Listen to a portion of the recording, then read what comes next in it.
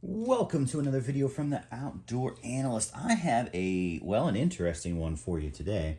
This is going to be a video that really I'm going to be asking for a little more help from my audience on this. This is not an unboxing, but a first impressions of my first White River knife and tool knife. And I got really excited over this. I've had this knife in my cart, honestly, for months. Because I've just been, I know I've been late to the game. Let's just face it. This knife's been out for a long time. But DLT Trading had a CPM 3V version of the White River Ursus 45. And it's always tempted me. It's been about 260 bucks. And it's just, yeah, I've been on the cusp. And then all of a sudden, there was a Halloween sale at DLT for like 3 hours. It took like $100 off this knife. And I had some, gift cards, a little bit of points. Basically, this became the price of an SE4 for me. And I was like, okay, I got to do it. No questions asked. I really want to try one because it's supposedly one of the best camp knives out there. And the quality control is supposed to be excellent from White River Knife. So this is my main issue, is that when I first got this knife out of the box, which is this awesome box, very, very cool. It even has, the tag of who quality controlled it. I thought there's supposed to be some extra stuff in here, but there wasn't. This is all it was. And that's fine. I now know this is 59 to 60 Rockwell. DB's the last person that checked it out. And I think that's pretty cool. This is impressive. Nice little box. Good presentation. It literally came in the box like this. So, now luckily I had read a little bit about White River Knife and Tool as far as some things that people have noticed. Every video I've ever seen says quality control is perfect. I did read an article, or it was like a video at some point, where somebody had so much trouble getting their knife out of the sheath that they almost gave up, like literally. And I'll be completely honest with you. I opened this box up and I'm glad I didn't do an unboxing video because I couldn't get it out of the sheath. I'm not going to swear, but I swore a lot. I kid you not. I could not get this knife out of the sheath. I got pretty strong hands. I don't have farming milking hands. You know what I mean? If you ever met a farmer that milks. But I'm pretty darn close. And I literally almost went to pliers. I was ripping at this thing, trying to pull it out. I couldn't do it. I literally had to finally put all my strength into it to rip it out of there. And I thought I almost cut my hand. That was number one. I almost returned it right there. I was like, this is effing ridiculous. This sheath sucks. But I do remember reading that or watching a video way back in the day where someone had the same issue. And I thought, you know what? I'm just going to work it into it. I'm going to figure it out. I finally got it out. And now it's perfect. Can you believe that? Like, I couldn't believe it. It made no sense to me how effing tight this thing was in there. Now it releases perfectly.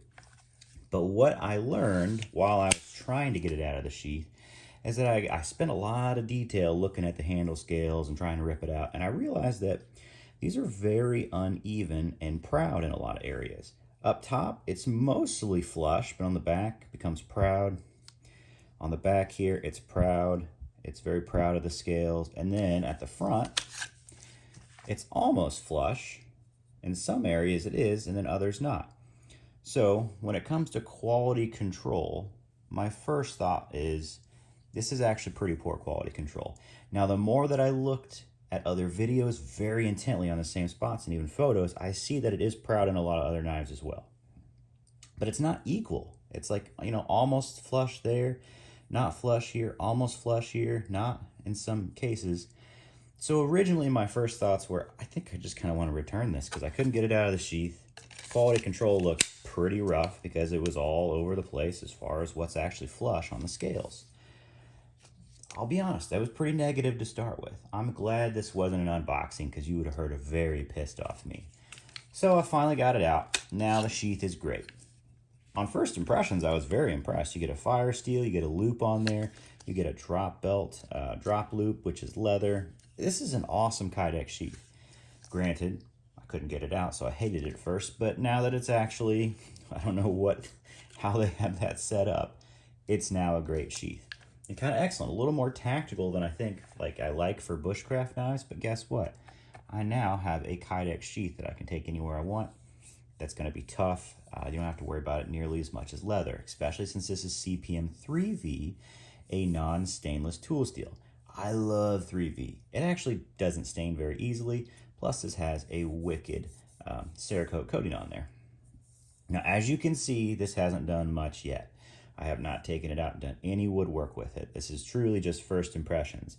The question really is to the guys that actually have this knife out there, is this normal for white River knife and tool quality control? Is it supposed to be proud? If it is, then it's not a quality control issue.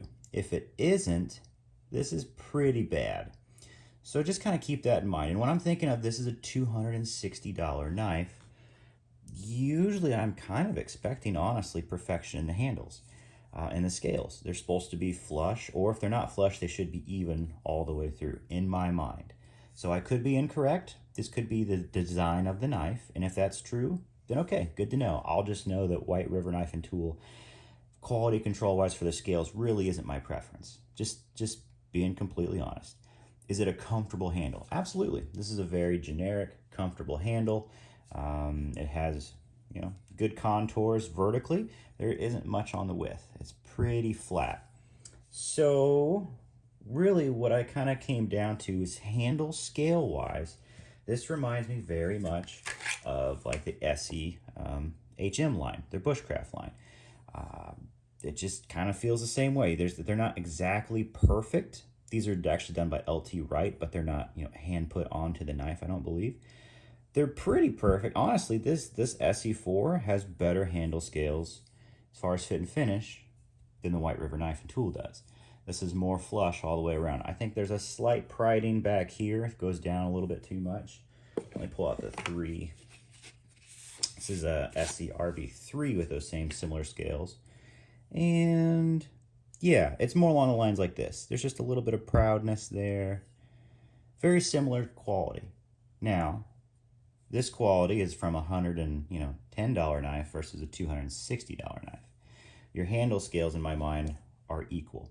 Equal, you know, design basically, even though I like the design of these very, very much. This is very similar to a GNS design from like LT Wright, but the GNS has width contouring as well, not just vertically. So that's kind of, in my mind, this is okay. This is just, you know, kind of a lesser quality handle scale fitment.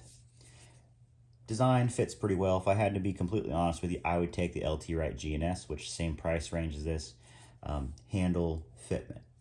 But it's good. It's a very good fitment. How about the blade? I have no qualms whatsoever with this blade. This blade is pretty much perfect. It's a fantastic saber grind. Comes down to a very, very thin V edge. Razor sharp out of the box. They have a great job on that. Tip is great. Plunge line grind is perfection. So in kind of most of the places that matter on the blade, excellent. Excellent QC. It's just that, yeah, that kind of irks me on the handle scales. And I know they have a great warranty. I could send this back, no questions asked, if I'm not happy. I know I could do it to DLT too. But I just want to know, is that normal? Is it normal to have that much pride mark on there from the scales? I'm not really sure. So I'm not really sure whether to give this, you know, kind of a guess what? It's not really good quality control coming out of White River, because you can expect it to be about SE quality control. Or this is an anomaly. So it could be that. I just want to let people know what I got. This is my first one. And to be honest, that's a little disappointing. I'm very excited about what I got for the money all around. An incredible sheath, a fire steel, a comfortable handle that actually fits very well. It's a little thinner than I'd probably prefer width-wise, just for my hand size. But other than that, it just feels very comfortable.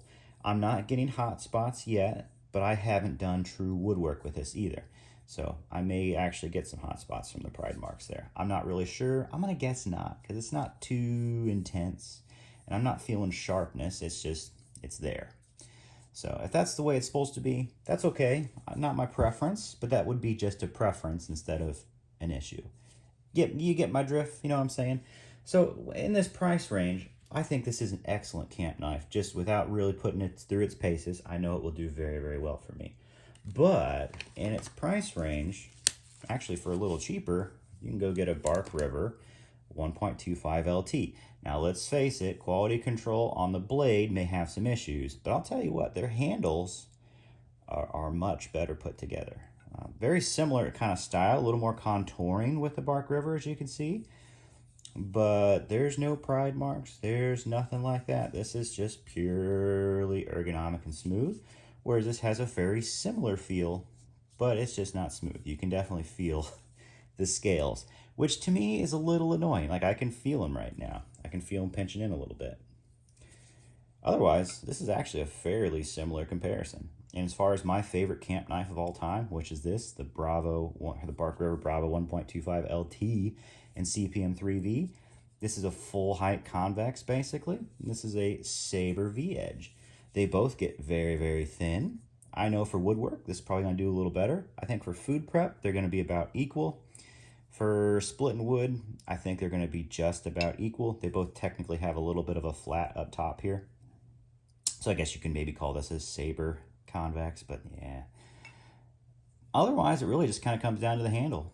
And at this point, this Bark River has a better handle. You're getting basically the handle quality of a knife that's $100 less, but with a blade quality that fits, that absolutely fits the price point. So that's where I am personally just at this moment.